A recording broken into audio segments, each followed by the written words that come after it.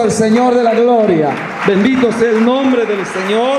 Yo voy a dejar el tiempo, hermano William Vargas. Amén.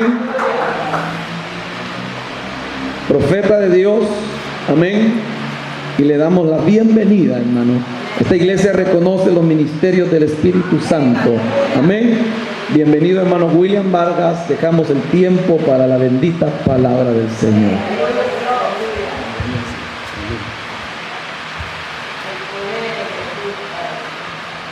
Hijos del Dios Altísimo, que la gracia y la misericordia del Señor sea sobre nuestras vidas. Amén. ¿Son hijos del Dios Altísimo, no? Ah, bueno, como no los vi emocionados. Yo sí.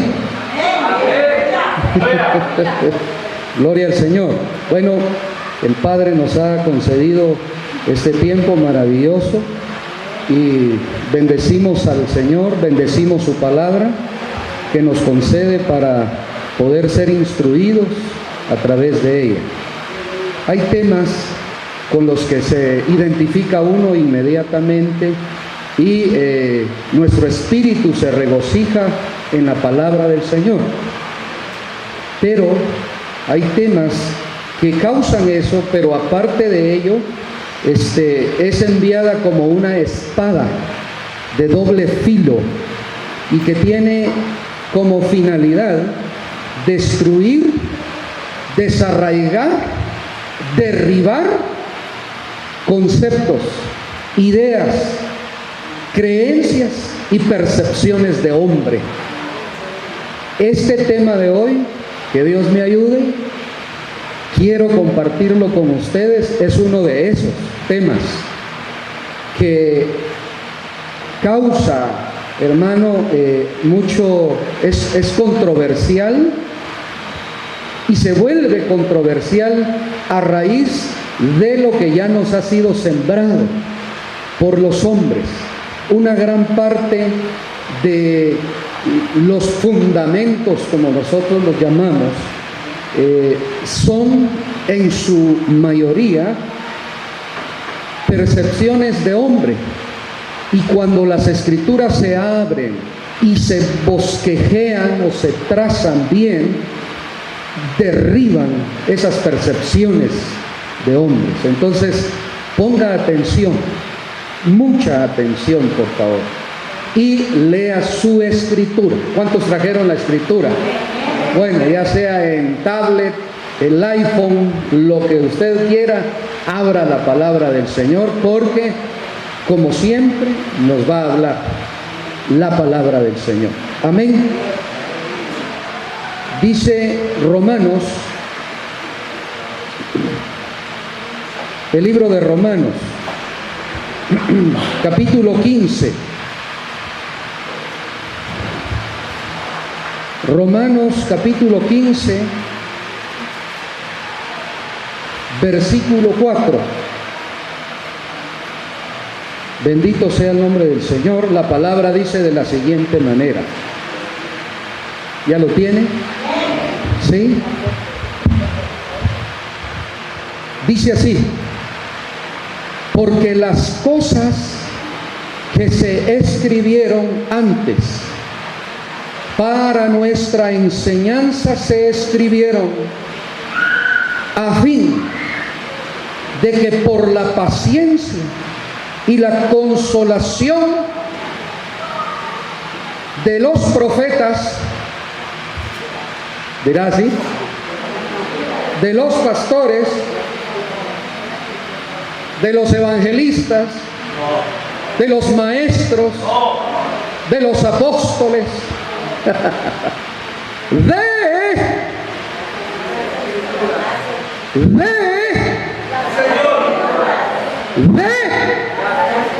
las escrituras tengamos.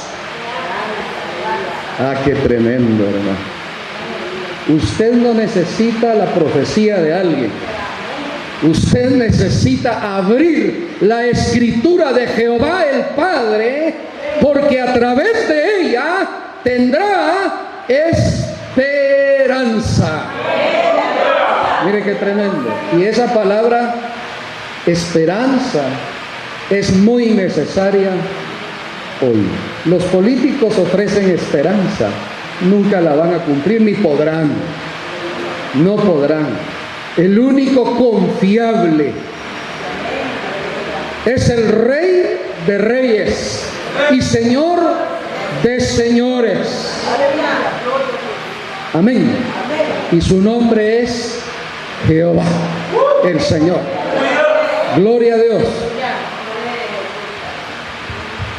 De esta forma, encuentro que el apóstol Pablo, allá en el libro de los Hechos, también llega a una comunidad y es un hombre que ha tenido experiencias profundas, revelativas, éxtasis que Dios le concedió.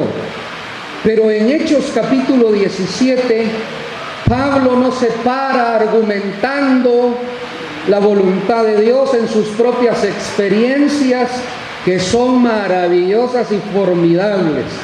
Dice las Escrituras, revelando sus experiencias, que fue llevado al tercer cielo, que es el cielo de las almas, porque hay 7. No vamos a hablar de ello hoy, solo para hablar en contexto. Dice él que fue llevado al tercer cielo, el cielo de las almas, y le fueron reveladas cosas inefables. Esa palabra hay que investigarla. A ver, Google, saquen ahí y investigue. Inefables, que no le son dadas al hombre expresarlas. Qué tremendo. Yo hubiera querido ser discípulo de Jesús en primer lugar. Maravilloso. Y si la vida me hubiese concedido una buena cantidad de años, hubiera alcanzado a Pablo y me hubiera gozado también. Porque la estructuración de la fe que nosotros hoy, hermano, tenemos es gracias a la intervención del Padre por medio de Saúl, Pablo. Fíjese qué tremendo. La función de Jesús, ¿sí?, era diferente a la del apóstol Pablo.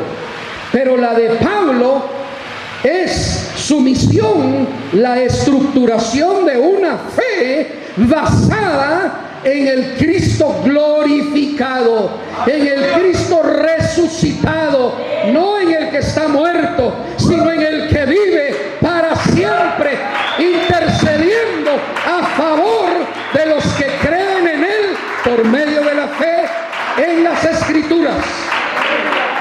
¿Qué le parece?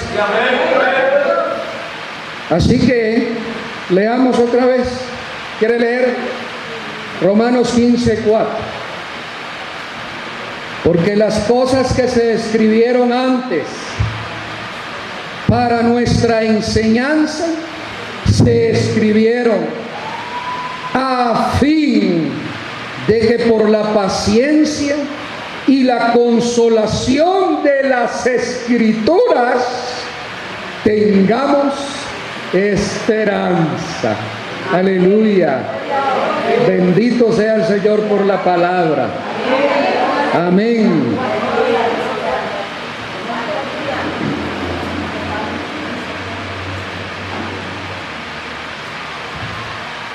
La salvación, ayer hablamos de el camino, ¿recuerda usted? ¿Cuántos se gozaron? Descubriendo que el nuevo camino que Él nos abrió, amén, nos conduce al Padre. Eso fue maravilloso, pero hoy hablaremos de la salvación y vamos a revisar aspectos que yo no los he escuchado, pero es posible que alguien en algún lugar ya lo haya enseñado y me alegro por eso, pero en mi entorno yo no he escuchado a nadie enseñar eso y yo quiero atreverme, ¿sí? Si usted quiere presentar una queja, envíela directamente en el nombre de Jesús al Padre, porque las Escrituras van a ser abiertas y si usted tiene algo que reclamarle, reclámele al Padre. Yo no. Yo solo le voy a abrir la palabra y ella dirá lo que tenga que decir. Se escribió, no es algo nuevo, para mí sí y para usted hoy. Sí, pero esto se enseñó, se predicó hace cientos de años, muchos antes de nosotros. Fíjense. Entonces para nosotros sí es nuevo, pero para aquellos que la oyeron, solo nosotros. Gloria al Señor. Libro de Hechos, capítulo 16, versículos 30 y 31. Va a disculpar usted si yo me emociono, ¿verdad? Pero la palabra se ha vuelto mi pasión. De veras que sí. Hechos 16, 30 y 31.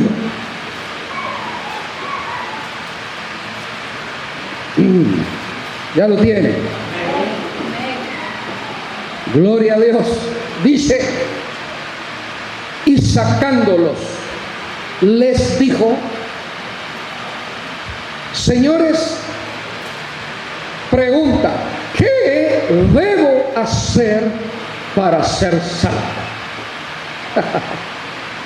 Mire qué tremendo. De sus diezmos. Ups. Haga ayunos. Ups. Asista todos los días a la iglesia.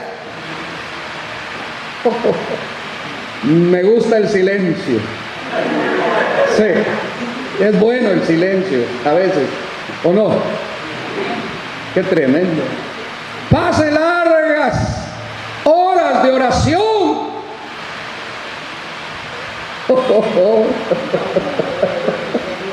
Ups. Qué tremendo, ¿verdad? Ustedes ya dijeron que me aman y yo lo tomé en serio. Yo les creí. Amén. Así es que si después de esto hay otro sentimiento, yo ya no lo creo.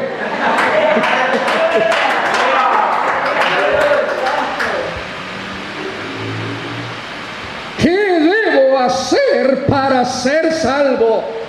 La pregunta en contexto tiene razón el carcelero, porque en la época, en contexto, para ser salvo tenían que realizarse procedimientos físicos, morales, espirituales y sociales.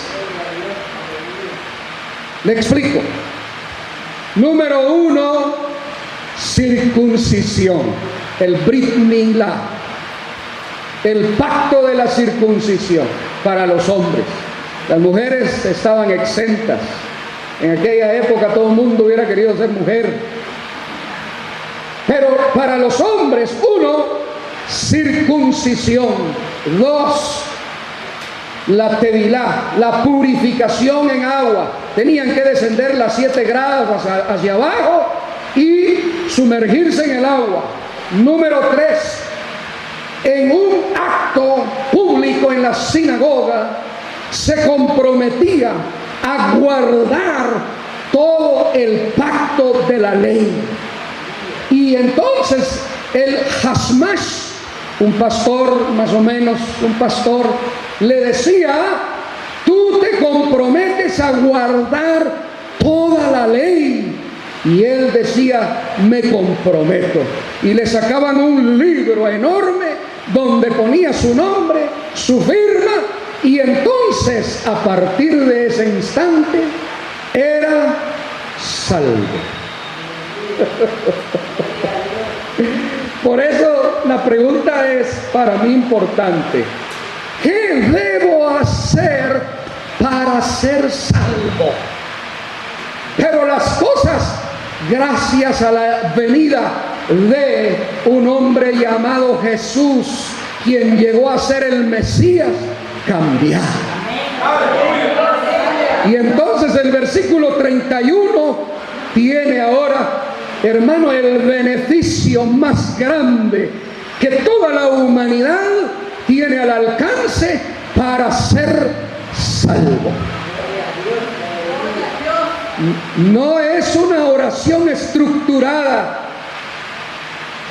Oh, repito, no es una oración estructurada. Venga, hagamos la oración de fe. Eso no lo enseñan las Escrituras. No hay un solo versículo que diga que debe hacer la oración de fe. Eso teologalmente lo establecieron los hombres. Yo ya le dije,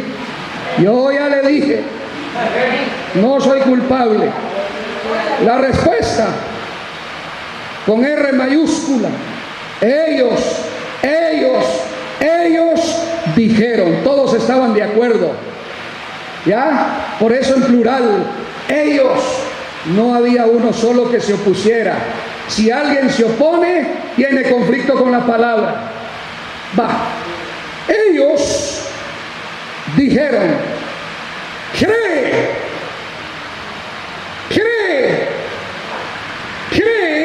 en el Señor Jesucristo y serás salvo, tú y tu casa también. ¡Wow! ¡Qué tremendo! Pablito y todos los que... Bernabé, ven, vamos a hacer la oración de fe. Repite conmigo. Me arrepiento de mis pecados. Me arrepiento de mis pecados. Pido perdón. Y en el nombre de Jesús. Padre, me arrepiento. Ahora proclamo. Que soy tu hijo. ¿Hizo eso? No. La respuesta con R mayúscula. Cree en el Señor Jesucristo y serás salvo tú y tu casa.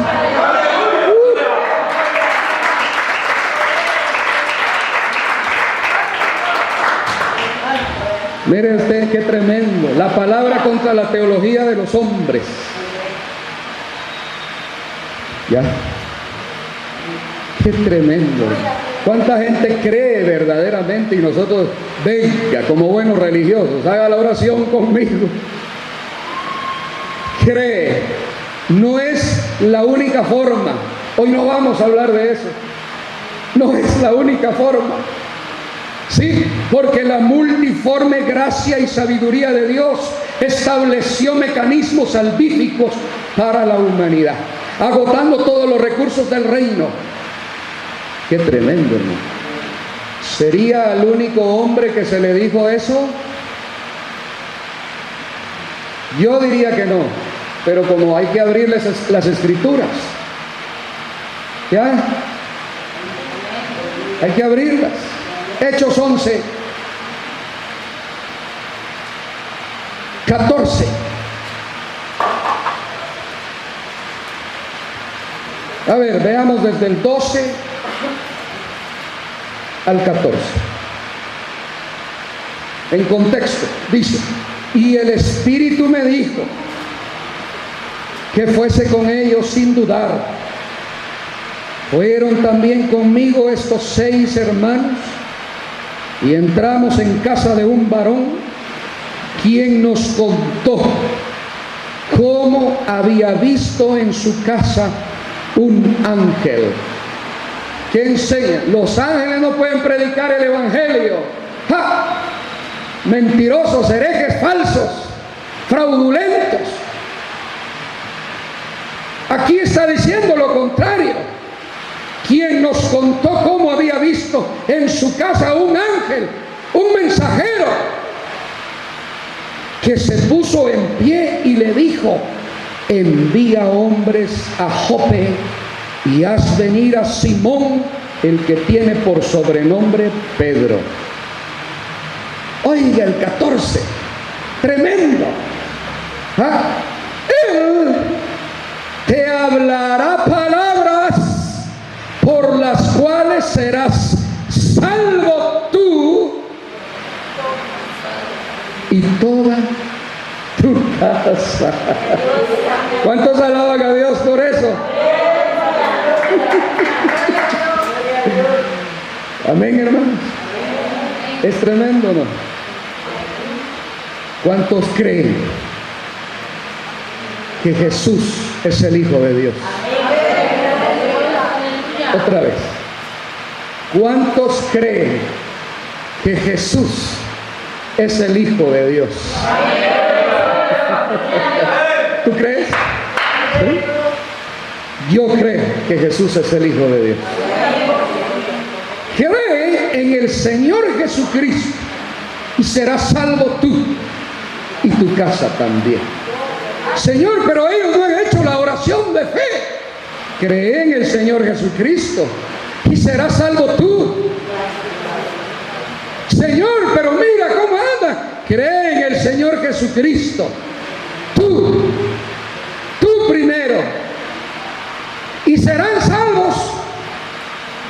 Qué tremendo, ¿no? Amén. Gloria a Dios por eso. ¿No le parece?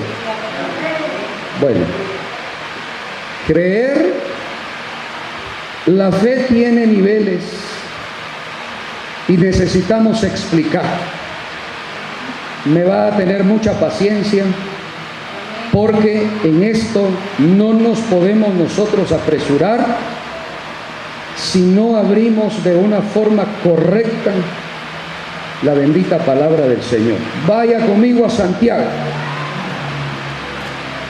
Santiago, capítulo 2,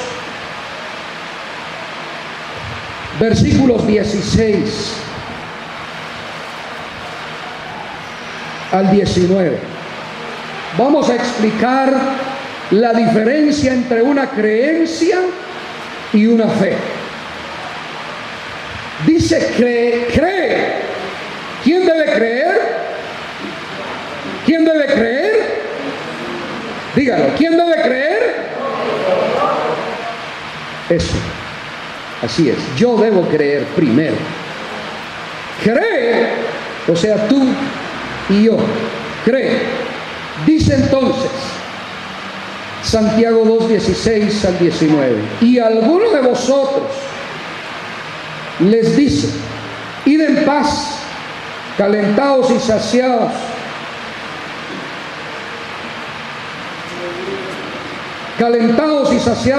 pero no les dais las cosas que son necesarias para el cuerpo.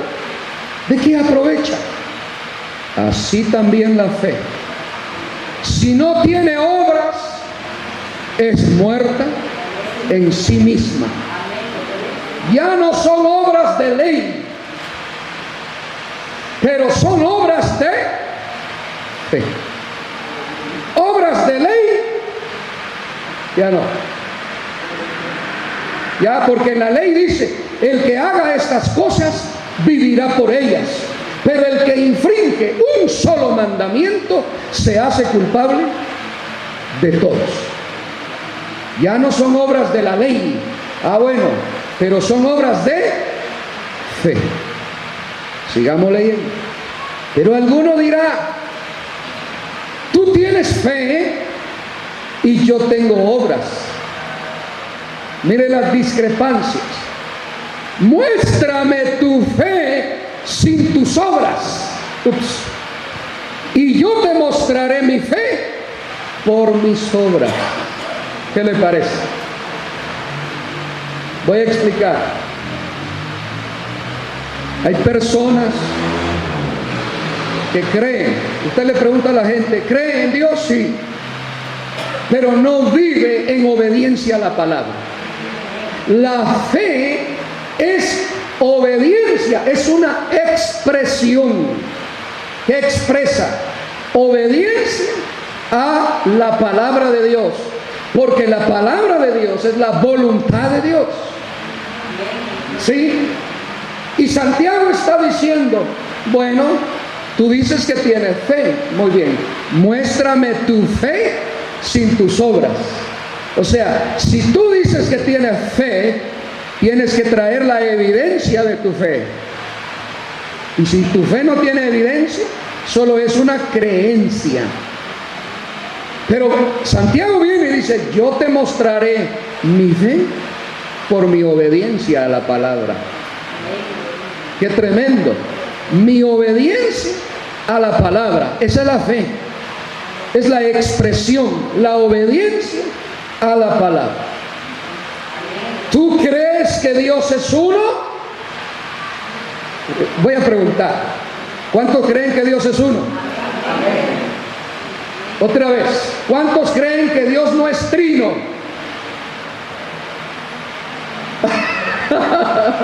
Ya me metí a problemas. ¿Cuántos creen que Dios es triuno? De veras. Pero aquí dice algo diferente. ¿Cuántos creen que Dios es uno? No uno en tres, ni tres en uno. Eso no es lo que está enseñando aquí. Ups. Otro día. Nos tienen que invitar más seguido.